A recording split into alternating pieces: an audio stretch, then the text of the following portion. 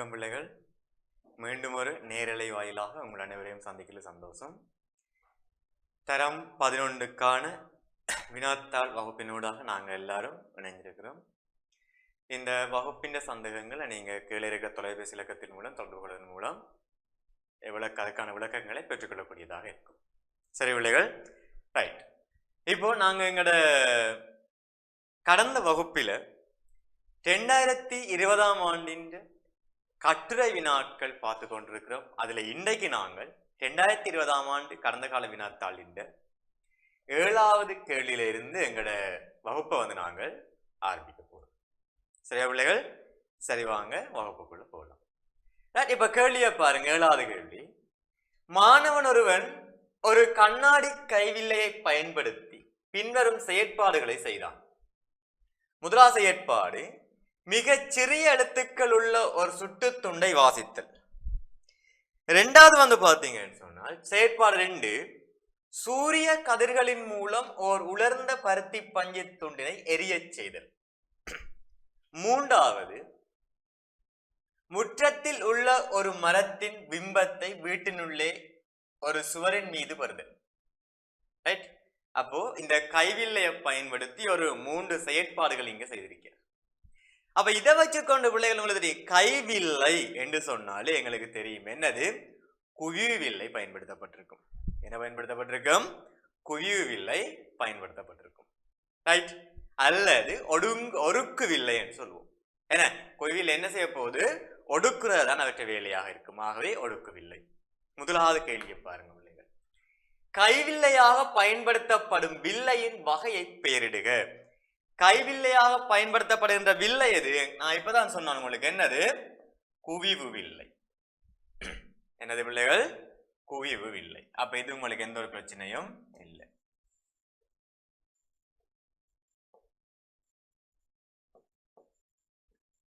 Right. அடுத்து 2வது கேள்வியை பாருங்க. செயற்பாடு 1ல் வில்லையுடன் தொடர்பட்ட எவ்விரு புள்ளிகளுக்கிடையே சுட்டு துண்டை வைக்கணும் அப்படின்னு சொல்லணும். அதாவது இந்த வில்லையின் எந்த புள்ளிகள், அதாவது எங்களுக்கு தெரியும் ஒரு வில்லை அப்படின்னு சொல்லி நாங்க போட்டு பார்த்தோம்னு சொன்னா பிள்ளைகள், ரைட், ஒரு வில்லையில ஒன்று முனை பி சொல்லுவோம்.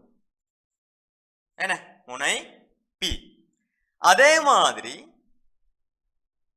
எஃப் குவியம், அதே மாதிரி சி சொல்லுவோம் வளைவினாறு. அப்ப நாங்கள் அந்த சுட்டுத்தொண்டில் இருக்கிற சிறிய எழுத்துக்களை வாசிக்கணும். சிறிய எழுத்துக்களை என்ன செய்யணும் பிள்ளைகள்? இப்ப நாங்கள் பெரிய எழுத்துக்களாக மாற்றணும். அப்ப பெரிய எழுத்தா மாறுதுன்னு சொன்னால் இங்க என்ன நடக்குது? உருப்பெருக்கம் நடக்குது. அதாவது பிம்பம் என்ன செய்யுது பிள்ளைகள்? உருப்பெருத்து காணப்படுகிறது. உண்மையின் அளவை விட என்ன செய்யுது? பிம்பத்தின் அளவு பெரிதாக இருக்குது. ஆகவே உருப்பெருக்கப்பட்டிருக்குது. ஆகவே உருப்பெருத்த ஒரு பிம்பத்தை பெறணும் என்றால் நாங்கள் அந்த சுட்டுத்துண்டு எங்க கொண்டு வைக்கணும் பிள்ளைகள்? இந்த எஃப்க்குள்ள, அதாவது குவிய புள்ளிக்குள்ள வைக்கணும். எங்க வைக்கணும்? குவிய புள்ளிக்கு இடையில கொண்டு வைக்கணும். ரைட். ஆகவே இது எங்களுக்கு பிரச்சனை இல்லாத ஒரு சிம்பிளான ஒரு விஷயம். சாரி. ஓ ரைட்டோ. சரி, அடுத்த கேள்விக்கு போகலாம். இது பிரச்சனை இல்லை தானே பிள்ளைகள்? அப்ப நாங்கள் அடுத்த 2வது கேள்விக்கு போவோம்.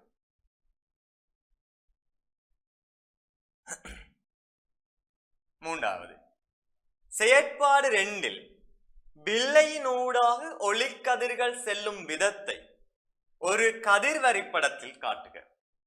செயற்பாடு 2 நடக்கணும்.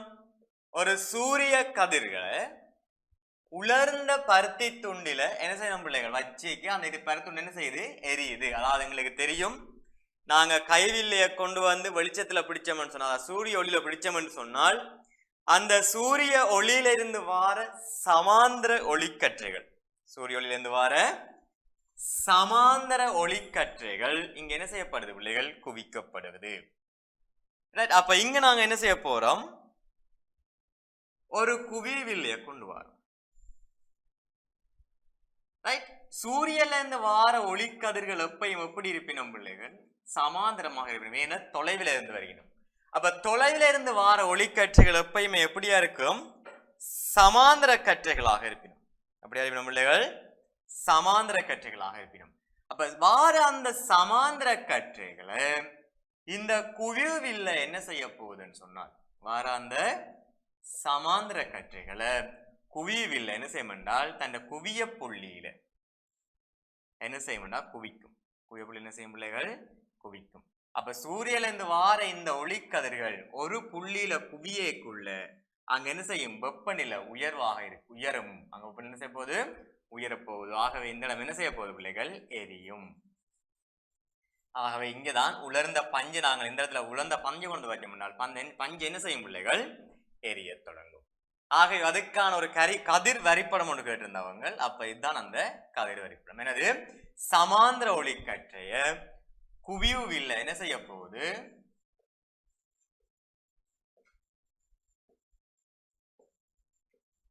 தண்ட குவிய புள்ளியில கொண்டு வந்து குவிக்கும். ஆகவே இங்க நாங்கள் சூரிய வெப்பத்தை கொண்டு வரோம். ஆகவே வெப்பநிலை என்ன செய்வீங்க? கூடுது. ரைட்? இது ஒரு கால் நோட் பண்ணிக்கொள்ளுங்க. நாங்க தொடர்ச்சியா அடுத்த கேள்வியை வந்து பார்க்கலாம்.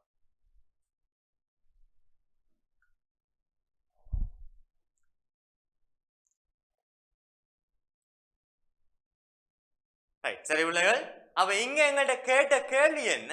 கதிர் வரிப்படத்தை வரைய சொன்னோம். எங்கிட்ட கேட்ட கேள்வி என்ன? கதிர் வரிப்படம் வரைய சொல்லியிருந்தது.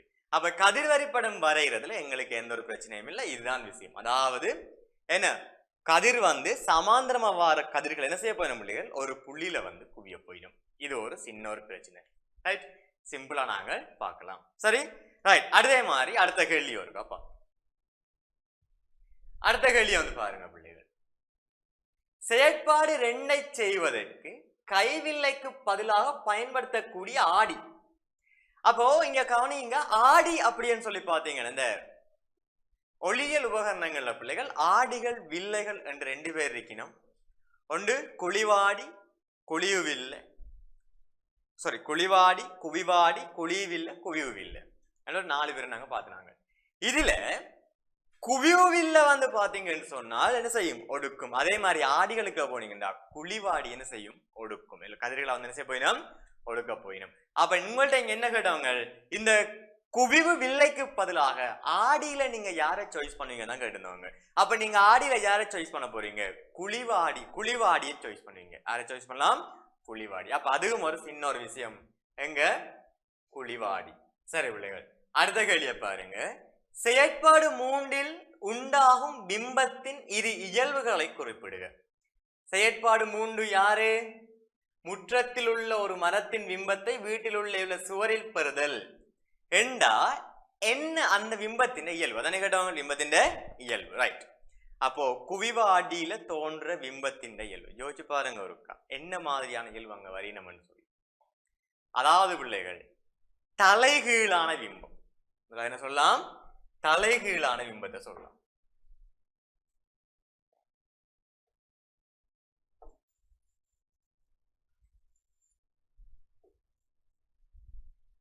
ரைட், கவனிங்க. முதலாவது தலைகீழான பிம்பம் தோன்றும்.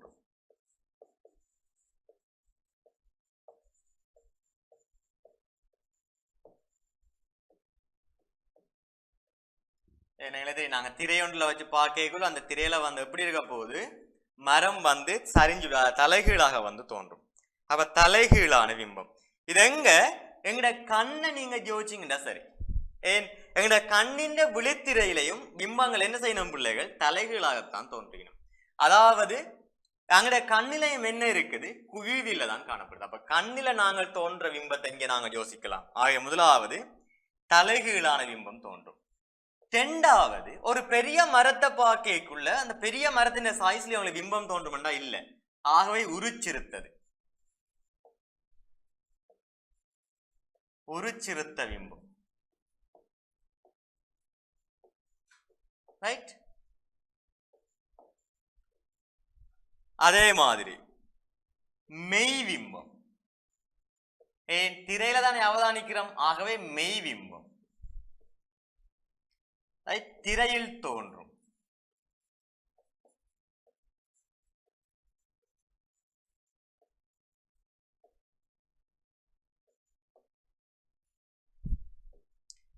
திரையில் தோன்றும். அடுத்தது Fக்கும் Cக்கும் இடையில, Fக்கும் Cக்கும் இடையில பிம்பம் காணப்படும். சரி பிள்ளைகள், அப்ப இதுவும் ஒரு சிம்பிளான ஒரு விஷயம். அப்ப இதுக்கு நாங்கள் கதிர் வரைபடம் கீறணுமா அப்படின்னு சொல்லி கேட்டீங்க, என்ன தேவைப்படாது. ஏன், எங்களுடைய கண்ணில தோன்ற பிம்பத்தை நாங்கள் இங்க எடுத்தோம்னு சொன்னாலே இதுக்கான விட கிடைச்சிடும். சரியா பிள்ளைகள்? ஆகவே இதுவும் ஒரு இலகுவான ஒரு வினா. சரி பிள்ளைகள், வாங்க அடுத்த கேள்வி இருக்க பார்ப்போம். அடுத்த கேள்வியை பாருங்க. கைவில்லைக்கு பயன்படுத்தப்படும் வகையைச் சேர்ந்த வில்லைகளை பயன்படுத்தி செய்யப்படும் இரு உபகரணங்களை பெயரிடுக. அதாவது குவிய வில்லையை பயன்படுத்தி செய்யக்கூடிய உபகரணம் என்ன பிள்ளைகள்? அப்ப சிம்பிளா சொல்லலாம். ஒன்று என்னது? கூட்டு நுணவு காட்டி. ஒன்று சொல்லுவோம் என்னது? கூட்டு நுணவு காட்டி. ரெண்டாவது அரிய இருவிலியன். ரெண்டாவது என்ன சொல்லலாம்? அரிய இருவிலியன். ரைட்? ஆகவே இதுவும் ஒரு பிரச்சனை இல்லாத ஒரு சிம்பிளான ஒரு விஷயம். சரியா பிள்ளைகள்? ஆகவே இந்த கேள்வியை நீங்க பாத்தீங்கன்னு சொன்னால் ஃபுல் அண்ட் ஃபுல் ஒரு ஈஸியான ஒரு விஷயம். அதாவது ஒளியியல் என்ற பாடத்தில் இருக்கிற ஆகலும் கடினமான வினாக்கள் இங்க இல்லை. ஏன்னா சிம்பிளான சில விஷயங்களை மட்டும் நாங்க வச்சுக்கணும். இந்த கேள்வியை வந்தாங்க போட்டிருக்காங்க, சொன்னாங்க சிம்பிளா அதை செய்துட்டு போகலாம். ரைட்? அடுத்த ஒரு கேள்வியை பாருங்க, பி பார்ட் கேள்வி. செலுத்தப்படும் ஒரு சாதாரண மோட்டார் காரின் தடுப்புகளை பிரயோகிக்கையில் உராய்வு காரணமாக அதன் இயக்கப்பாட்டு சக்தி இழக்கின்றது. 10 கிலோகிராம் திணிவுடைய ஒரு மோட்டார் கார் 20 மீட்டர் செகண்ட் -1 கதியில் சென்று கொண்டிருக்கும் போது தடுப்புகள் பிரயோகிக்கப்படுகின்றன. தடுப்புகளை முதலாக அதில் ஏற்பாடு கேள்வியை பாருங்க பிள்ளைகள். தடுப்புகளை பிரயோகிப்பதற்கு சற்று முன்னர் காரின் இயக்கப்பாட்டு சக்தியை கணிக்க. காரின் இயக்கப்பாட்டு சக்தியை கணிக்கட்டும். சரி, இப்ப இங்க காணிங்க. அப்ப இயக்கப்பாட்டு சக்தி காண்றதுக்கு எங்களுக்கு என்ன விஷயம் தேவை அப்படின்னு சொன்னால் நியூட்டன் இயக்க விதி. நியூட்டன் இயக்க விதி இங்க தேவை. Sorry, right? அப்ப இங்க எங்களுக்கு வந்த பிள்ளைகள் நாங்க வேலை வலு சக்தியில, ரைட், இயக்க சக்தி என்ற விஷயம் நாங்கள் வச்சிருப்போம். அதாவது கைனெட்டிக் எனர்ஜி. அதாவது அதுக்கு சமன்பாடு படிச்சிருப்போம், காஃப் mv² படிச்சிருப்போம். ரைட்? அதே மாதிரி இன்னும் ஒன்று படிச்சிருப்போம், பொட்டன்ஷியல் எனர்ஜி, அழுத்த சக்தி.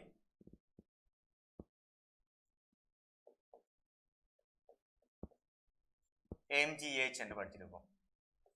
ரைட்? இப்ப இந்த ரெண்டு விஷயம் தான் நாங்க அங்க படிச்சிருப்போம். எங்களுக்கு இப்ப இவர் தேவையில்லை. எங்கள்கிட்ட கேட்ட கேள்வி என்ன? இயக்கப்பாடு சக்தியை கேட்டிருக்காங்க. அப்ப கவனிங்க பிள்ளைகள், அந்த காரின் திணிவு தந்திரிக்கு நம்ம எவ்வளவு? 1000 கிலோகிராம். எங்க இருக்கோ 1000 கிலோகிராம். அதே மாதிரி கார் அந்த எவ்வளவு வேகத்துல போகுது? 20 மீட்டர் செகண்ட் -1 கதியில சென்று கொண்டிருக்குது. ரைட்? அப்ப கவனிங்க பிள்ளைகள், அதே சமன்பாடுல கொண்டு போய் நாங்கள் அப்படியே பிரதியிட போறோம். ரைட்? இது சமன் அரைக்கு அரைதான் தர ஏமண்டா திணிவு எங்களுக்கு தெரியும் 1000 கிலோகிராம் தர பீண்ட வர்க்கம், அதாவது வேகத்தின் வர்க்க மூலம் 20 வர்க்க மூலம் 20 மீட்டர் செகண்ட் -1 20 வர்க்கம் என்ன? ரைட். ஆகவே கவனிங்க, இவரையும் சுருக்கி நம்ம 500. ஆகவே 500 தர 20 தானே எவ்வளவு? 400.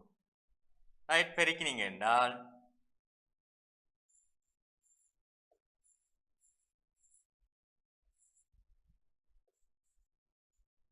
ரைட் 2 லட்சம் வரப்போ 2 லட்சம் ஜூல். இதை நாங்க மாறுதினோம்னு சொன்னா 200 கிலோ ஜூல் வரும். 200 கிலோ ஜூல். சரியா பிள்ளைகள்? அப்ப இந்த கேள்வி ஒரு கடினமான ஒரு வினா கிடையாது. இங்க சமன்பாடு மட்டும் தெரிஞ்சா போதும். அதாவது கைனடிக் எனர்ஜிக்கான சமன்பாடு என்ன பிள்ளைகள்? காஃப் mv², அதாவது அரை தர திணிவு தர வேகத்தின் வர்க்க மூலம். ரைட்? அப்ப அதுல நாங்க போடுவோம், பிரதியிடுவோம், சுருக்குவோம், அழகோட விடைய கொடுத்தோம்னா சோழி முடிஞ்சு. ரைட்? என்னைக்கு அவனிங்க ரெண்டாவது கேள்வி இருக்கப்பா. ரெண்டாவது கேள்வியை பாருங்க பிள்ளைகள். Be part. தடுப்புகளை பிரயோகிக்கும் போது இழக்கப்படும் இயக்கப்பாட்டு சக்தி மாற்றப்படும் இரு சக்தி வகைகளை குறிப்பிடுக. இப்ப என்ன கேள்வி? அதாவது தடுப்புகளை பிரயோகிக்கப்படும் போது இழக்கப்படும் இயக்கப்பாட்டு சக்தி மாற்றப்படும் இரு சக்தி வகைகளை குறிப்பிடுக. இப்ப நடக்குது, இப்படி சீரா போய்கொண்டிருக்கிற அந்த வாகனம் தடுப்பை பிரயோகிக்குது. இப்ப தடுப்பை பிரயோகிக்குள்ள அங்க என்ன மாற்றத்தை உங்களால அவதானிக்க முடியும்? என்ன நடக்கும் என்றால், தடுப்பை பிரயோகிக்குள்ள ஒரு வெப்ப சக்தி ஒன்று உருவாகும், ஒளிச்சக்தி ஒன்று, அதாவது சத்தம் ஒன்று உருவாகும். அப்ப அந்த இயக்க சக்தி என்னவாக மாறுது? வெப்ப சக்தியாகவும் ஒளி சக்தியாகவும் மாறுது. அப்ப இதுவும் ஒரு பெரிய விஷயம் கிடையாது. ஆகவே சிம்பிளா நாங்கள் சொல்லி போட்டு போகலாம். ரைட், அடுத்த கேள்வியை பாருங்க பிள்ளைகள். ஒரு மின் மோட்டார் காரில் தடுப்புகளை பிரயோகிக்கும் போது இழக்கப்படும் இயக்கப்பாட்டு சக்தியின் ஒரு பகுதி மின் சக்தியாக மாற்றப்பட்டு அதன் பேட்டரி மின்னேற்றப்படுகின்றது. என்னவா? இப்போ ஒரு மோட்டார் காரின் தடுப்புகளை பிரயோகிக்கப்படும் போது இழக்கப்படும் இயக்கப்பாட்டு சக்தியின் ஒரு பகுதி மின் சக்தியாக மாற்றப்பட்டு அதன் பேட்டரி மின்னேற்றப்படுகின்றது. ரைட், முதல்ல ஏற்பாடு கேட்கிறாங்க. இங்கு இயக்கப்பாட்டு சக்தியை மின் சக்தியாக மாற்றும் உபகரணத்தை பெயரிடுக. இயக்கப்பாட்டு சக்தியை மின் சக்தியாக மாற்றுகின்ற உபகரணம் எங்களுக்கு தெரியும். அதாவது இயங்குவதன் மூலம் மின்னை உற்பத்தி செய்யறது யார் பிள்ளைகள்? டைனமோ. என்ன யாரு? டைனமோ. டைனமோ.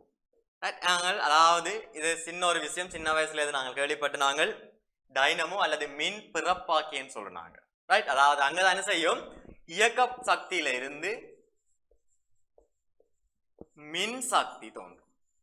இயக்க சக்தியில இருந்து மின் சக்தி தோற்றுவிக்கப்படும். பி பாட்டை வந்து பாருங்க பிள்ளைகள். காரில் இழக்கப்படும் இயக்கப்பாட்டு சக்தி மின் சக்தியாக மாற்றப்படும் தோற்றப்பாட்டினை குறிப்பிட்டு சுருக்கமாக விவரிக்குக. அதாவது என்ன சொல்றாங்க? காரில் இழக்கப்படும் இயக்கப்பாட்டு சக்தி மின் சக்தியாக மாற்றப்படும் தோற்றப்பாட்டினை குறிப்பிட்டு அதை சுருக்கமாக விளக்குக. ரைட், அப்ப கவனிப்போம் பிள்ளைகள். அப்ப கவனிங்க. இப்ப என்ன சொல்றாங்க? இந்த மின்னோட்டம் தூண்டப்படுகின்ற விஷயத்தை வந்து விளக்கட்டான்றாங்க.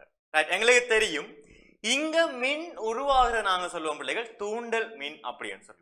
எங்க காந்தப்புலம் என்ற பாடத்தில் நாங்கள் படிச்சிருப்போம். ரைட், காந்தப்புலத்தில் இந்த டைனமோக்கள் இந்த தொழிற்பாடு சம்பந்தமா எல்லாம் கதை கேட்குள்ள அது ரெண்டு வகையான டைனமோக்கள், நேரோட்ட டைனமோ மற்றது ஆடலோட்ட டைனமோக்கள் சம்பந்தமா நாங்கள் கதை கேட்குள்ள இந்த விஷயங்கள் வந்து நாங்கள் பார்த்துருவோம். அதாவது மின் வந்து, அதாவது ஆடலோட்ட டைனமோன்ற தொழிற்பாடுகள்ல மின் தூண்டப்படுறது, மின் உற்பத்தி செய்யப்படுறது சம்பந்தமா கதைச்சிருப்போம். அங்க உருவாகிற மின்னை நாங்கள் சொன்னாங்க தூண்டல் மின் அப்படின்னு சொல்லுவோம். அங்க உருவாகிற மின் என்னன்னு சொன்னாங்க? தூண்டல் மின். அந்த தூண்டல் மின் என்னென்று உருவாகுதுன்னு சொல்லி பாத்தீங்கன்னா பிள்ளைகள், ஒரு மின்னை கடத்தக்கூடிய ஒரு கடத்தியில காந்தம் ஒன்று அசையக்குள்ள, மின்ன கடத்தக்கூடிய கடத்தி ஒன்று குறுக்க வந்து நடக்குது, காந்த புலம் ஒன்று அசையக்குள்ள என்ன நடக்குது? அங்க மின்னோட்டம் ஒன்று உருவாகுது. இல்லை என்றால் ஒரு காந்தத்தை நிலையாக வச்சுக்கொண்டு நாங்க ஒரு கடத்தி ஒன்று அசைச்சாலும் என்ன செய்வாங்க? தூண்டல் மின்னொன்று உருவாகும். இதுதான் நாங்க நினைக்கிறோம். அதாவது பிள்ளைகள் என்ன நடக்குதுன்னு சொன்னால், இப்ப இங்க கவனிங்க.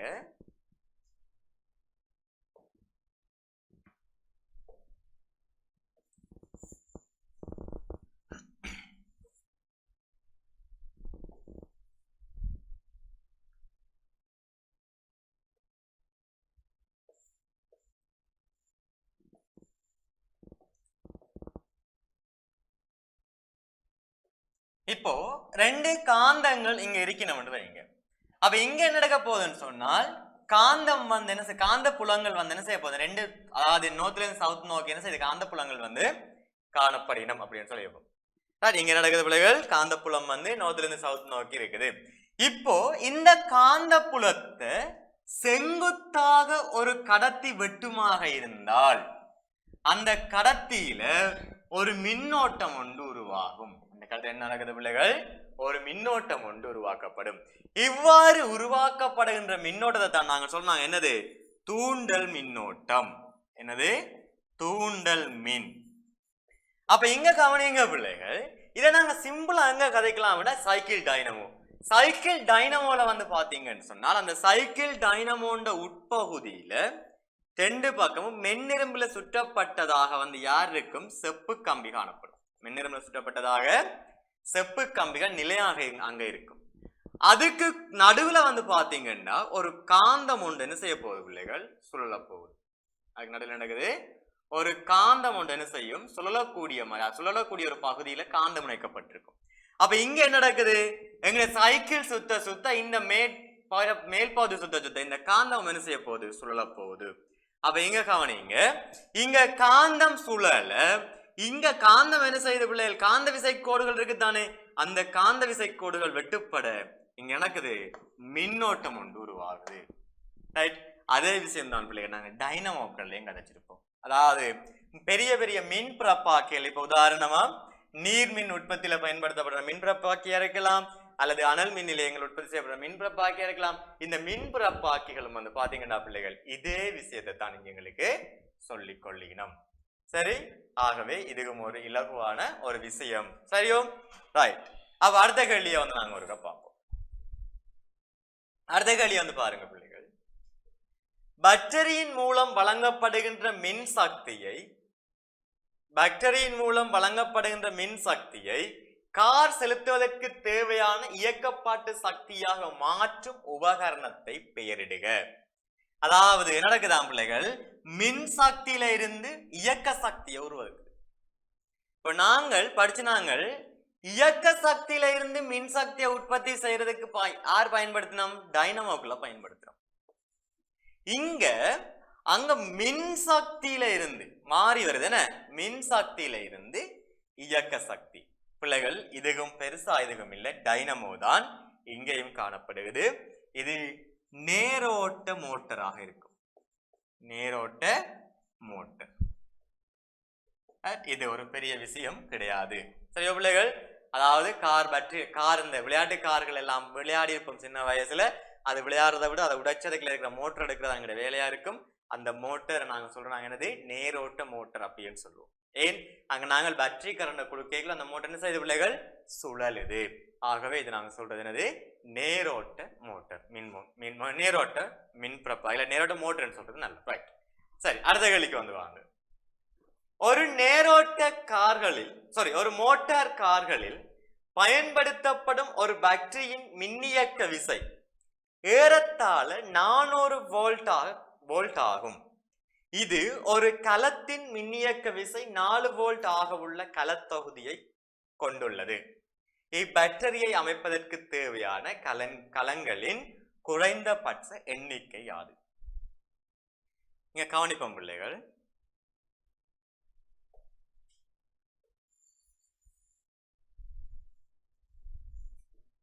இது என்ன பெருசா கதைச்சிருக்காங்க அப்படின்னு சொல்லி நீங்க யோசிக்காதீங்க. அதாவது எங்களுக்கு தெரியும் கார்ல காணப்பட பாக்டீரியாக்கள், இதை நாங்க சொல்றாங்க ஈய சேமிப்பு களம், ஈய அமில சேமிப்பு களம் சொல்றாங்க. அதாவது உள்ளுக்க வந்து பாத்தீங்கன்னா பிள்ளைகள் ஈய செல்ஸ்கள் வந்து அதிகமாக இருக்கும். ஈய கலங்கள் வந்து அதிகமாக இருக்கும். இப்ப இங்க என்ன சொல்லிருக்காங்கன்னா, இங்க இருக்கிற ஒரு கலம் 4 வோல்ட்டாக இருக்குது. ஒரு கலம் 4 வோல்ட்டாக இருக்குது. அதே மாதிரி இந்த பேட்டரியின் மொத்த மின்னழுத்த வேறுபாடு 400 வோல்ட்டாக இருக்கும். சரியோ? இப்ப உங்கள்ட்ட என்ன கேட்கிறாங்கன்னா, இந்த பேட்டரியை உருவாக்குறதுக்கு எத்தனை கலங்கள் தேவை? இந்த பேட்டரியை உருவாக்குறதுக்கு எத்தனை கலம் தேவை என்றதான் பிள்ளைகள் இப்ப எங்கட கேள்வி. அப்போ சிம்பிளா ஜோசிங்க, இதுக்கு ஒரு சின்னதா ஒரு சமன்பாடு ஒன்று இருக்கு பிள்ளைகள். அதாவது இந்த கலங்களின் எண்ணிக்கை சமன், கலங்களின் எண்ணிக்கை சமன், அதாவது பேட்டரியின் மின்னியக்க விசையின் கீழ் பேட்டரியின்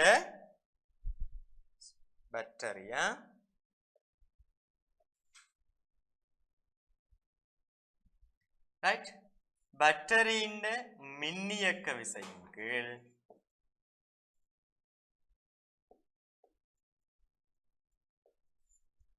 கலங்களின் மின்னியக்க விசை. பேட்டரியின் மின்னியக்க விசையின் கீழ் கலத்தின் மின்னியக்க விசை.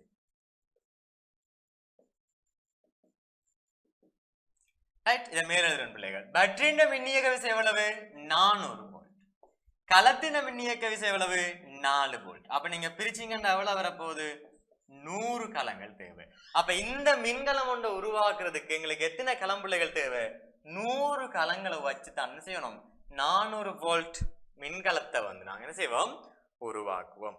அப்ப இதுவும் ஒரு சிம்பிளான ஒரு சின்ன ஒரு விஷயம். சரி பிள்ளைகள், ரைட். ஆகவே இதுவும் ஒரு இலகுவான ஒரு வினா.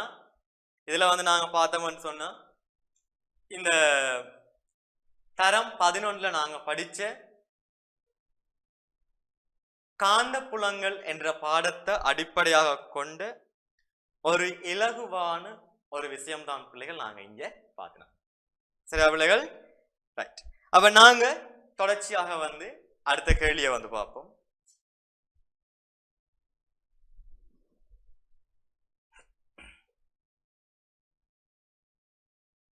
ரைட். 8வது கேள்வி, 8வது ஏற்பாடு கேள்வியை பாருங்க பிள்ளைகள். மாணவன் ஒருவன் வெண்டி பயிற்சிகையில் கண்ட 3 விலங்குகளையும் பெயர் அறியப்படாமல் PQ என பெயரிட்ட இரு விலங்குகளின் இயல்புகளையும் பின்வருமாறு குறித்துக் கொண்டான். அதுல வந்து பாருங்கடா, முதலாவது நத்தை, முதலாவது என்னது? நத்தை. 2வது ஓணான், 3வது செம்பகம். அந்த பி வந்து பாத்தீங்கன்னா பிள்ளைகள் மெல்லிய நீண்ட புழு உருவான ஓர் உடலை கொண்டதுடன் சம துண்டங்களாக பிரிக்கப்பட்டிருந்தது. ரைட். மெல்லிய நீண்ட புழு உருவான உடலை கொண்டதுடன் சம துண்டங்களாக பிரிக்கப்பட்டது. அடுத்தது மூட்டுக்களை கொண்ட கால்களையும் சிறகுகளையும் கொண்டது. ரைட். அப்ப இது எங்க வந்து பார்க்க போறோம் என்றால் கண்டியலோ, அதாவது புழு உருவான சம துண்டங்களாக பிரிக்கப்பட்ட உடல் என்றா சிம்பிளா சொல்லலாமா இருக்க? அனலிடாக்கள்.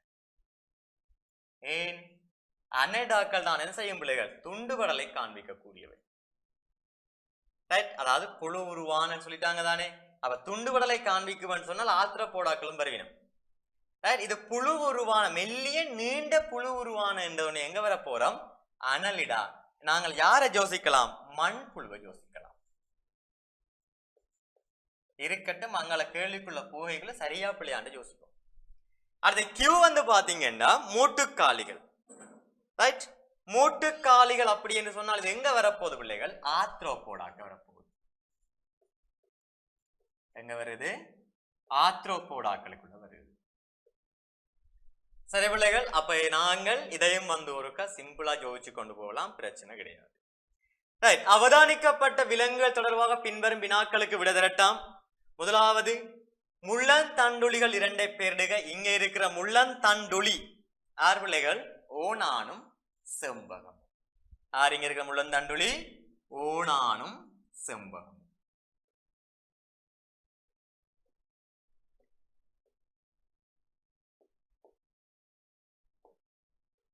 ரைட். ஓகே, அது முடிஞ்சு, சோழி முடிஞ்சு. அடுத்த கேள்வி. அவ்விலங்குகளை முள்ளந்தண்டுளி கூட்டத்தில் சேர்ப்பதற்கு அடிப்படையாக அமைந்த பிரதான இயல்புகள் என்னது? இப்ப முள்ளந்தண்டுளி கூட்டத்துக்கு நாங்க சேர்க்கிறோம் என்றால் என்ன நடக்குது பிள்ளைகள்? அங்க முள்ளந்தண்டென்பு காணப்படும். என்ன இருக்குது? முள்ளந்தண்டென்பு காணப்படும்.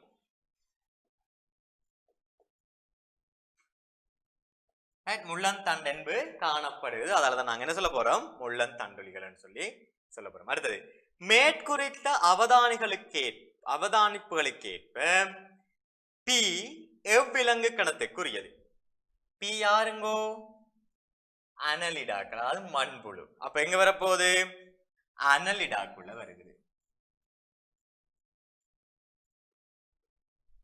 ரைட். அடுத்தது வந்து பாருங்க பிள்ளைகள், கியூவின் கணத்தின் விலங்குகளுக்குரிய வேறு பொது இயல்புகளை குறிப்பிடுக. கியூ யாரு?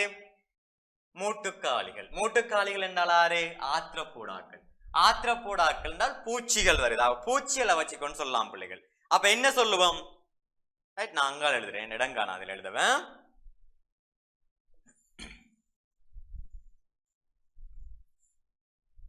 ரைட். அப்ப முதலாவது யாரு பிள்ளைகள்? ஆத்திரப்பூடாக்கள் என்றா மூட்டுக்காலிகள்.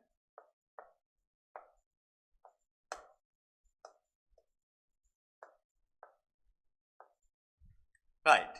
அடுத்தது வந்து பாத்தீங்கன்னா இவன் உடல் வந்து பாருங்க பிள்ளைகள் கயிற்றினால் ஆக்கப்பட்டிருக்கும். ரைட், அதாவது புறவன் கூட எப்படி இருக்கும்? கயிற்றினால் ஆக்கப்பட்டிருக்கும். சொல்லலாம் கயிற்றினால் ஆக்கப்பட்ட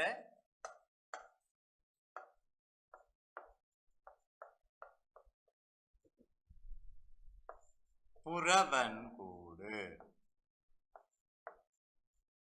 கயிற்றினால் ஆக்கப்பட்ட புறவன் கூடு காணப்படும். ரைட், அதே மாதிரி பிள்ளைகள் உடல் வந்து பாத்தீங்களா வயிற்றுப்புறம் வந்து துண்டுபடலை காண்பிக்கும்.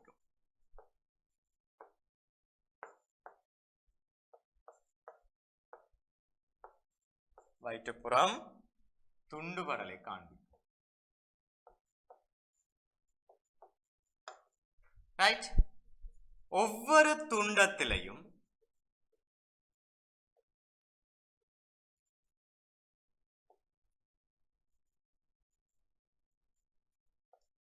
சோடியான தூக்கங்கள் காணப்படும். சோடியான தூக்கம் காணப்படும். ஒவ்வொரு துண்டத்திலேயும் என்ன நடக்குது பிள்ளைகள்? சோடியான தூக்கங்கள் காணப்படும். ரைட், அப்ப இதை நாங்கள் ஞாபகத்தில் வச்சுக்கொள்வோம். அடுத்தது கவனிங்க, அடுத்த கேள்விக்கு நாங்கள் போவோம்.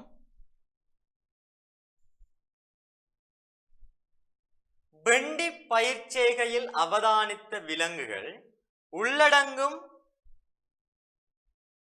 ஓர் உணவுச் சங்கிலியின் ஒரு முதன்மை நுகரியையும் துணை நுகரியையும் பெயரிடுக. இங்க இருக்கிற ஒரு முதன்மை நுகரியையும் துணை நுகரியையும் கேட்கிறாங்க. ரைட், அப்ப இங்க கவனிப்போம் பிள்ளைகள். இங்க நாங்க ஒரு உணவுச் சங்கிலி எடுப்போம். இங்க நாங்க யாருக்க போறோம்? ஒரு உணவுச் சங்கிலி ஒன்று எடுப்போம். அப்ப ரைட், இதுல முதலாவது கவனிங்க, இதுல மண்புழு இருக்குது. சாரி,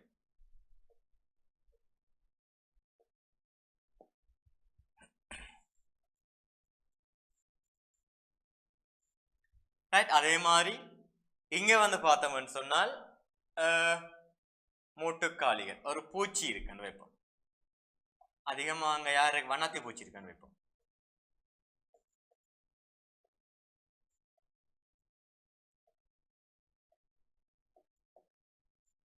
சரி, இப்ப கவனிங்க பிள்ளைகள். அப்ப இதை வச்சுக்கொண்டு நாங்க என்ன செய்ய போறோம்?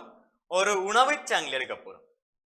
உணவுச் சங்கிலியின் முதன்மை நுகரியையும் துணை நுகரியையும் குறிப்பிட்டோம். இதுல இருந்த ஒரு உணவுச் சங்கிலி என்ன மாதிரியான உணவுச் சங்கிலி எடுக்கலாம் அப்படின்னு யோசிச்சு பாருங்க. அப்ப எங்க வந்து பாருங்க, அப்ப இங்க நாங்க அவதானிச்ச அந்த விலங்குகளை வச்சுக்கொண்டு என்ன செய்யட்டாம்? ஒரு உணவுச் சங்கிலி ஒன்று உருவாக்கட்டாம். அந்த உணவுச் சங்கிலியில இருக்கிற முதன்மையான நுகரியையும் துணையான நுகரியையும் கேட்கணும். அப்ப முதன்மையான நுகரி என்றால் எங்க வரப்போது பிள்ளைகள்? புல்ல சாப்பிடுறாக்கள். ஆறு நத்தை சொல்லலாம், அல்லது மண்புழு இல்ல நத்தைய சொல்லுவோம். ரெண்டாவது துணையான நுகரி அப்படின்னு சொல்லி கேட்கக்குள்ள இந்த நத்தை ஆட்டை சாப்பிடுறாங்க. ஆறு வரப்போம் செம்பகம். அப்ப முதலான படிக்குள்ள வந்து பாத்தீங்கன்னா பிள்ளை முதன்மையான நுகரைக்குள்ள நத்தையும் துணையான நுகரைக்குள்ள யாரும் சொல்ல போறோம்? செம்பகத்தையும் சொல்ல போறோம். சரி பிள்ளைகள், அடுத்த கேள்வியை பாருங்க. ஒரு செய்தித்தாளில் செம்பகத்தின் விஞ்ஞான பெயர் குறிப்பிடப்பட்டிருந்தது. இரு சொற்பெயரிட்டு விதிகளுக்கு ஏற்ப அதில் காணப்படும் இரு வழுக்களை குறிப்பிடுங்க. அப்ப இங்க கவனிங்க, இங்க நாங்க எங்களுக்கு என்ன பிரச்சனை என்றா, இங்க நாங்க இந்த விஞ்ஞான பெயர் வந்த பிள்ளைகள் எங்களுக்கு தெரிஞ்சிருக்கணும் என்ற அவசியம் கிடையாது. இங்க இருக்கிற வலு என்ன பிரச்சனை என்ற மட்டும்தான் அவங்க கேட்கிறாங்க. அப்ப இங்க கவனிச்சீங்கன்னா இங்க என்ன பிரச்சனை கண்ணுக்கு முன்னுக்கு இங்க என்ன விஷயம் தோன்றுதுன்னு சொல்லி பாத்தீங்கன்னா, சாதியின் முதலெழுத்தும் கேபிட்டல்ல இருக்குது, இனத்தின் முதலெழுத்தும் கேபிட்டல்ல இருக்குது. ஆக முதலாவது வலு என்ன பிள்ளைகள்? சாதியின்டையும் இனத்தின்டையும் முதலெழுத்து ஆங்கில பேரெழுத்துகள் இருக்குது. ஏன் அப்படி அது நாங்கள் பிள்ளைன்னு சொல்றோம்? அதாவது சாதியின் முதலெழுத்து மட்டும்தான் கேபிட்டல்ல இருக்கணும், மிச்சம் எல்லாம் என்னவா இருக்கணும்? சிமோலா இருக்கணும். ஆனா இங்க என்ன செஞ்சு போடணும்?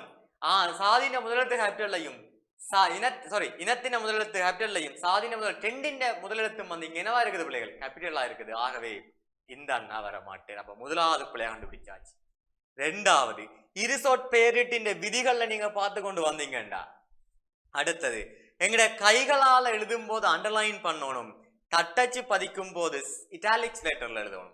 அப்ப இங்க கவனிங்க பிள்ளைகள், இங்க தட்டச்சு பதிச்சிருக்குது, கையால எழுதிருக்கணும் இல்ல தட்டச்சு பதிச்சிருக்கணும். அப்ப தட்டச்சு பதிக்கைக்குள்ள என்ன செஞ்சிருக்கணும், அவைகள் இட்டாலிக்ஸ் லெட்டர் அதாவது சரிவெழுத்துகள் எழுதணும். அப்ப அந்த வேலையும் செய்யல, சாதாரணமான எழுத்துகள் எழுதிருக்கணும். ஆகவே இதுவும் அந்த ஒரு பிள்ளை, அதாவது என்ன செய்யல பிள்ளைகள், சரிவெழுத்துகள் எழுத இல்லை.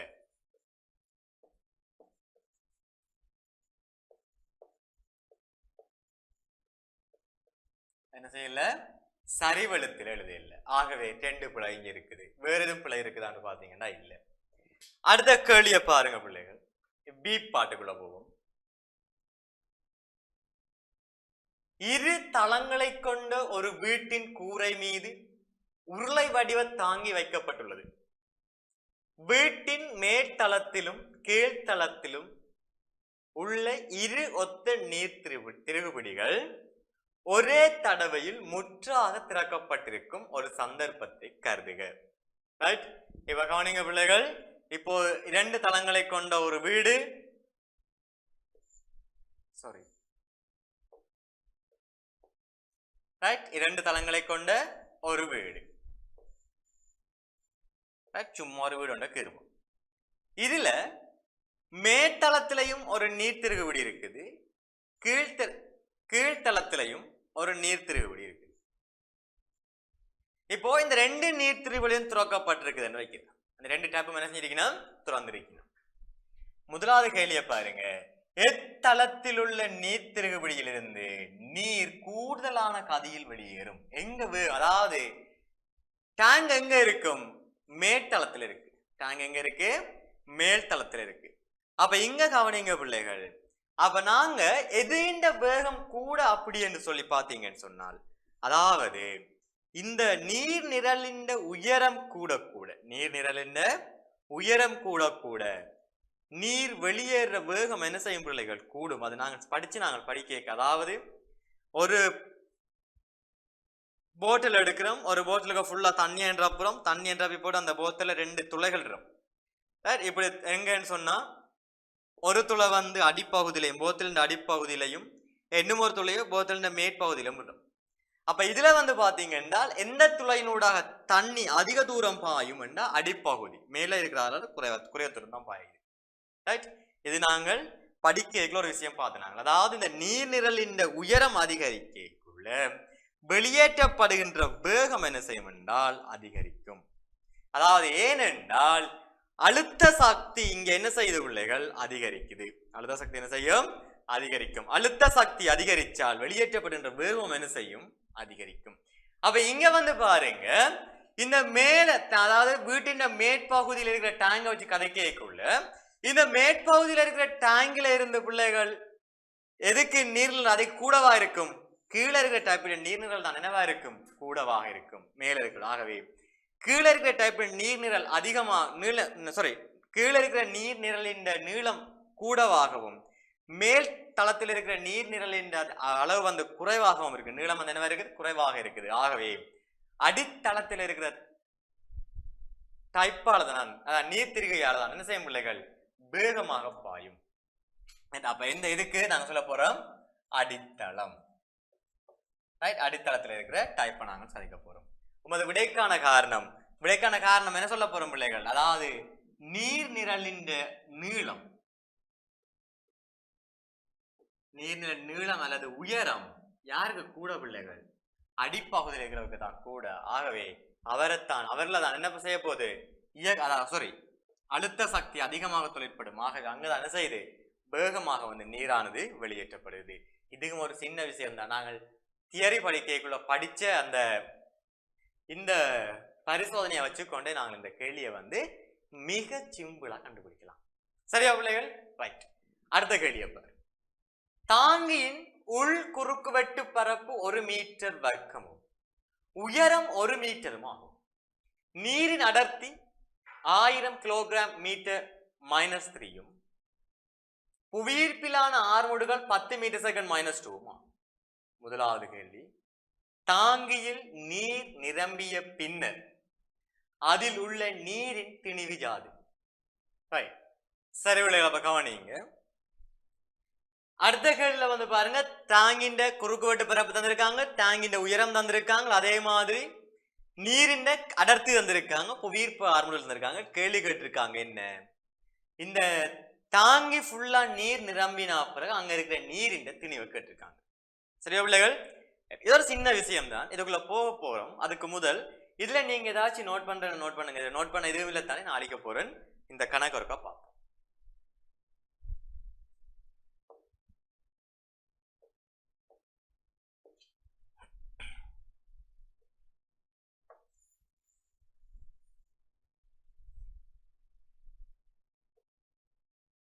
ரைட், கவனிப்போம் பிள்ளைகள்.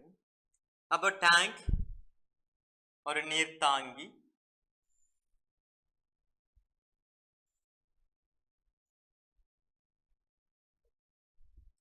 ரைட். இது இந்த உள் குறுக்குவெட்டு பரப்பு தந்திருக்கணும் எவ்வளவு, 1 மீட்டர் வர்க்கம். அதே மாதிரி டேங்கின் மொத்த உயரமும் தந்திருக்கணும் எவ்வளவு, 1 மீட்டர். ரைட். அதே மாதிரி தந்திருக்காங்க நீரின் அடர்த்தி தந்திருக்காங்க 1000 கிலோகிராம் மீட்டர் -3 அடர்த்தி. நீரின் அடர்த்தி. அதே மாதிரி புவியீர்ப்பு ஆர்முடுகள் தந்திருக்காங்க 10 மீட்டர் செகண்ட் -2. சரி பிள்ளைகள் அப்ப கவனிங்க. அப்ப இங்க கேட்ட கேள்வி என்ன, டேங்கின் ஃபுல்லா நீர் நிரம்பினா பிறகு, இந்த டேங்க் முழுவதும் நீர் நிரம்பினா பிறகு நீரின் திணிவு. அப்ப அடர்த்தி தெரியும் பிள்ளைகள், நீரின் அடர்த்தி தெரியும். அப்ப நீரின் திணிவு கேள்வி உங்களுக்கு. அடர்த்தி தெரியும், அதே மாதிரி டேங்கின் குறுக்குவெட்டு பரப்பு தெரியும், டேங்கின் உயரம் தெரியும். கேட்ட கேள்வி நீரின் திணிவு. அப்ப நீரின் திணிவை காண்றா என்ன செய்யலாம்னு யோசிச்சீங்கன்னா, ஒரு சின்ன சமன்பாடு ஒன்று இருக்கு. அதாவது அடர்த்தி சமன் திணிவின் கீழ் கனவளவு என்ற ஒரு சமன்பாடு இருக்கு. அடர்த்தி சமன் திணிவின் கீழ் கனவளவு. சரி, திணிவு தான் தெரியும், சரி அடர்த்தி தெரியும், திணிவை கேட்டவன் இருக்கட்டும், கனவளவை என்னென்று காண்றது? இல்லே, ஒரு உருளை தானே, உருளையின் குறுக்குவெட்டு பரப்பு தெரியும், உயரம் தெரியும், பெருக்கினம் என்றால் கனவளவு கிடைக்குமா இல்லையா? கிடைக்கும். ஆகவே இந்த டேங்கின் கனவளவை காண்றதுக்கான ஒரு சின்ன தரம் உனக்கு தந்திருக்கா இல்லையா? தந்திருக்குது. அப்ப நீ அந்த தர வச்சுக்கொண்டு என்ன செய்யலாம், இந்த நீரின் திணிவை காண போறோம். அப்ப இங்க கவனிங்க, நீரின் திணிவுக்கான சின்ன சமன்பாடு, அதாவது அடர்த்தி சமன்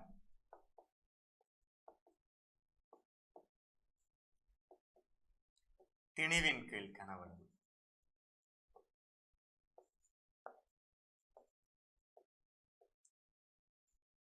அடர்த்தி தெரியும் எவ்வளவு, 1000 கிலோகிராம் மீட்டர் -3 சமன் திணிவு எக்ஸ் என்று வைப்போம், கனவளவு 1 தானே, ஆகவே 1 மீட்டர் கனம்.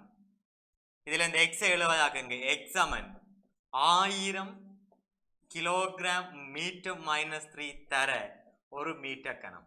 மீட்டர் கனமும் மீட்டர் -3 வெட்டுப்பட எவ்வளவு வரப்போகுது, 1000 கிலோகிராம். அப்போ இங்க இருக்கிற நீரின் திணிவு கிடைச்சிட்டு எவ்வளவு, 1000 கிலோகிராம். இது ஒரு சின்ன விஷயம்டா. இதெல்லாம் நாங்கள் அதிகமா யோசிச்சு கண்ணேரத்தை டைம் ஸ்பெண்ட் பண்ணி டைம் காணாதுன்னு சொல்லி போட்டு வந்துடாது. ரைட், சிம்பிளா செய்து போட்டு எக்ஸாம் கோட்ல சிரிச்சு கொண்டே செய்ய வேண்டிய ஒரு சின்ன கேள்வி தான் இது. ரைட்டோ? சரி, இப்ப இது செஞ்சுட்டு தானே, அடுத்த கேள்வி ஒருக்கா பார்ப்போம். வேகம் ஒருக்கா எழுதிக்கொள், அடுத்த கேள்வியை பார்க்க போறோம். ரைட், எழுதிருப்பா என்ன, அடுத்த கேள்விக்கு போவோம். அடுத்த கேள்வியை பாருங்க பிள்ளைகள். பி பார்ட், டாங்கியில் நீர் நிரம்பி இருக்கும் போது அதன் அடி மீது நீரினால் பிரயோகிக்கப்படும் அமுக்கம் யாது? டாங்கியில் நீர் நிரம்பி இருக்கும் போது அதன் அடி மீது நீரினால் பிரயோகிக்கப்படுகின்ற அமுக்கம் என்னென்ன பிள்ளைகள்? நாங்க இப்ப அமுக்கம் காண போறோம்.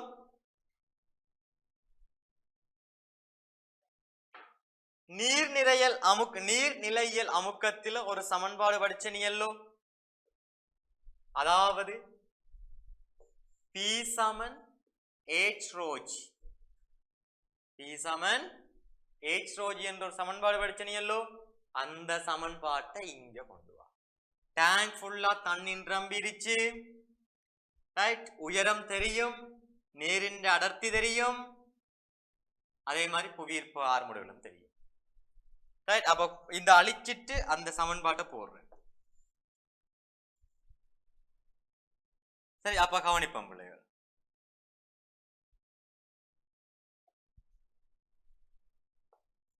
P சமன் H rho G, ரைட்? அமுக்கம் தான் எங்கள்கிட்ட கேள்வி. அதாவது டேங்கின் மொத்த உயரம் எங்களுக்கு தெரியும், அதான் ஃபுல் அண்ட் நிரம்பிட்டல்லோ என்ற எவ்வளவு? 1 மீட்டர். தர அடர்த்தி எங்களுக்கு தெரியும், நேரின் 1000 கிலோகிராம் மீட்டர் -3. தர புவியீர்ப்பு ஆர்மூடுகள் 10 மீட்டர் செகண்ட் -2. சரி, இதை நீங்க பெருக்கினீங்க என்றால் உங்களுக்கு எவ்வளவு வரப்போகுது? 10,000 பாஸ்கல். ஆகவே இங்க தொழிற்படுற அமுக்கம் எவ்வளவு பிள்ளைகள்? 10,000 பாஸ்கல். அப்ப இதுவும் ஒரு பெரிய விஷயம் கிடையாது.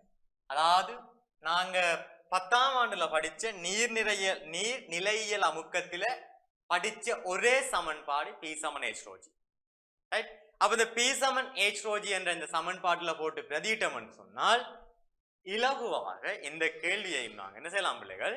செய்து கொள்ளலாம், ரைட்? ஆகவே இதுவும் ஒரு சிம்பிளான ஒரு கேள்வி, ரைட்? அதே மாதிரி கவனிங்க பிள்ளைகள், அடுத்த கேள்வி ஒருக்கா பார்க்கலாம்.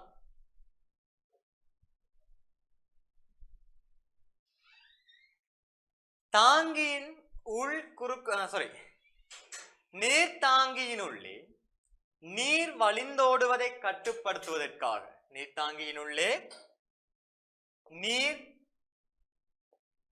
நீர் வழிந்தோடுவதை கட்டுப்படுத்துவதற்காக தயார் செய்யப்பட்ட ஒரு நெம்பு ஒழுங்கமைப்பு ஒருவில் காட்டப்பட்டுள்ளது. தாங்கியில் நீர் நிரம்பும் போது அதில் உள்ள மிதவை உயர்ந்து வால்வு மூடிக்கொள்கின்றது. அப்போது நீர் புகுதல் நிற்பாட்டப்படுகின்றது. அப்ப இங்க கவனிங்க பிள்ளைகள், இந்த நீர்த்தாங்கில ஒரு சின்ன செட்டப் ஒன்று செய்யணும். அதாவது ஒரு நெம்புகோல் ஒன்று இருக்குது, அது ஒரு சுழலக்கூடிய மாதிரி இடத்துல என்ன செஞ்சிருக்கணும்? முனைச்சிருக்கணும். இங்க ஒரு பால்வ் ஒன்று இருக்குது. அப்ப இங்க கவனிங்க, இந்த டேங்க்ல நீர் நிரம்பி கொண்டு வர இந்த மிதவை என்ன செய்யும் பிள்ளைகள்? மிதக்கும், அதாவது மேல் நோக்கி நகரும். அப்ப இவர் மேல் நோக்கி நகர இந்த சுழப்பட்ட புள்ளி இந்த தொழிற்பாடு காரணமாக இவர் மேல் நோக்கி போனால் இவர் என்ன செய்ய போறார்? கீழ் நோக்கி வர போறார். அப்ப கீழ் நோக்கி இந்த பாதை என்ன செஞ்சு விட்டுரும்? அடைச்சிடும். அப்ப மேலதிகமா தண்ணி என்ன செய்யாது? உள்ள வராது. மேலதிகமா தண்ணி என்ன செய்யாது? உள்ள வராது. இங்க நடக்க போற சம்பவம் இதுதான், ரைட்? இப்ப கேள்வி பாரு. உருவில் காட்டப்பட்டுள்ள அமைவில் மிதவை மீது தாக்கும் விசை யாது? இப்ப இந்த மிதவையில தொழிற்படுற விசை, அதாவது நீர் இல்ல, அதாவது நீர் அடிம்பகுதியில மட்டும்தான் இருக்கு. இப்ப இந்த உருவில தான் கேட்டிருக்காங்க. அப்ப இந்த உருவில கேக்குள்ள இந்த மிதவை என்ன செய்யும் பிள்ளைகள்? அவற்றை திணிவு கீழ் நோக்கித்தான் அவற்றை நிறை என்ன செய்யும்? கீழ் நோக்கித்தான். ஆகவே இங்க மிதவையில தொழிற்படுகின்ற விசை என்னவாக இருக்கும்? நிறை, ரைட்? வேற எதுவுமே இல்லை. இதுவும் ஒரு சிம்பிளான விஷயம் தான், நிறை. அடுத்தது, நீர்மட்டம் உயர்ந்து மிதவை நீரினால் மூட தொடங்கும் சந்தர்ப்பத்திலிருந்து மிதவை மீது தாக்கும் மேலதிக விசை. இப்ப என்ன நடந்திருக்குது? நீர்மட்டம் மேல் நோக்கி வருகிறது. என்ன செய்த பிள்ளைகள்? நீர்மட்டம் மேல் நோக்கி வருகிறது. இப்ப தண்ணி வந்து கொண்டிருக்குது, நீர்மட்டம் உயருது. நீர்மட்டம் உயரேக்க மிதவை என்ன செய்யும்? மேல் நோக்கி நகரும். என்னென்று மேல் நோக்கி நகருது? இந்த நீரால வழங்கப்படுகின்ற ஒரு மேலதைப்பு. அப்ப தண்ணி மேல வர வர வர தண்ணி என்ன செய்யும்? அந்த மிதவையை மேல் நோக்கி தள்ளுது என்றால் என்ன செய்ய போகுது? அந்த தண்ணி அந்த மிதவையை மேல் நோக்கி தள்ளுது என்றால் மேலுதைப்பு ஒன்று வழங்குது. நீரால அந்த மிதவைக்கு நடக்குது பிள்ளைகள், மேலுதைப்பு ஒன்று கிடைக்குது. ஆகவே இந்த மேலுதைப்பு விசை காரணமாக மிதவை என்ன செய்ய போயினோம்? மேல் நோக்கி போயினோம். ஆகவே இங்க கிடைக்கிற எக்ஸ்ட்ராவான விசை, மேல்திகமான விசை என்னவாக இருக்கும்? இந்த மேலுதைப்பு, ரைட்? எனது மேலுதைப்பு. ஆகவே இங்க தாக்கும் மேலதிக விசை என்ன பிள்ளைகள்? மேலுதைப்பு. இதுவும் பிரச்சனை இல்லை. அடுத்த சீப்பாட்டை பாருங்க. நீர் வழிந்தோடுவதை தடுப்பதற்கு மேலதிகமாக இந்நெம்பு ஒழுங்கமைப்பிலிருந்து கிடைக்கும் வேறு ஓர் அனுகூலம் என்றா இப்போ என்ன, அதாவது இந்த சாதனம், இந்த ஒழுங்கமைப்பை நாங்கள் இங்க பயன்படுத்துறதால எங்களுக்கு என்ன நன்மை என்று கேட்கிறாங்க. என்ன சிம்பிளா சொல்லலாம் பிள்ளைகள். அதாவது இப்போ இந்த ஒரு இது என்ன செய்யும், ஒரு மட்டத்துல ஒரே கிடை மட்டத்துல என்ன செய்யும், நீரை பேடிக்கொண்டிருக்கும். இப்ப உதாரணமா இந்த மிதவை மேல வந்து இந்த இது மூடிட்டுன்னா அதுக்கு மேலதிகமா என்ன செய்யாது, நீர் வந்து கிடைக்க வராது. அதான் டேங்குக்குள்ள நீர் வராது. ஒரு குறிப்பிட்ட மட்டத்திலேயே பேணிக்கொள்ளும். நீரை வந்து என்ன செய்யும், ஒரு குறிப்பிட்ட மட்டத்திலேயே பேணிக்கொள்ளலாம். அதாவது நீர் வந்து வீணா விரயமாகாது. நாங்க ஃபுல்லா டேங்க் ஃபுல்லா அடிச்சு வச்சு 2-3 நாளைக்கு போனா அது வேஸ்ட் ஆயிடும். அப்ப நீர் விரயமாகாது. அதே மாதிரி நாங்க என்ன செய்வோம், அதுக்காக நாங்க மோட்டரை பயன்படுத்துவோம். மோட்டரை பயன்படுத்த எலக்ட்ரிசிட்டி வேஸ்ட் ஆகுது. அப்ப அது சிக்கனப்படுகிறது, மின்சக்தி சேமிக்கப்படுகிறது. இது வந்து என்ன செய்யுது, வழிஞ்சோறதை தாண்டி அங்க இருக்கிற அனுகூலங்களாக பிள்ளைகள் நாங்க இதை சொல்லிக்கொள்ளலாம். சரியா பிள்ளைகள்? ரைட். எனி கவனிங்க. அப்ப எங்களுக்கு இதுல வந்து வேற எதுவும் கேள்வி இருக்குதான்னு சொல்லி பார்த்தோம்டா இல்ல. ரைட். அப்போ இன்னைக்கு நாங்கள் இந்த 8 கேள்வியோட நிப்பாட்டுவோம். 9வது கேள்வியை அடுத்த நேரலை வகுப்புல வந்து நான் உங்களோட கதைச்சு கொண்டேன். சரியா பிள்ளைகள்? அப்ப நாங்க இன்னைக்கு கதைச்ச விஷயங்களை ஒருக்கா மீட்டு பாருங்க. சரி, இதுல ஏதும் சந்தேகங்கள் உங்களுக்கு இருந்தால் இந்த வீடியோ வந்து யூடியூப் தளத்துல வந்து போஸ்ட் பண்ணுவீனும். அந்த நேரத்துல அங்க நீங்க கமெண்ட்ஸ் பண்ணுவீங்களா இருந்தா அதை உங்களுக்கு அடுத்த கிளாஸ்ல நீங்க கேட்ட சந்தேகங்கள் வந்து தீர்த்துக்கொள்ளும். சரி பிள்ளைகள், மீண்டும் ஒரு வகுப்பில் உங்களை சந்திக்கிறேன். நன்றி, வணக்கம், டாடா.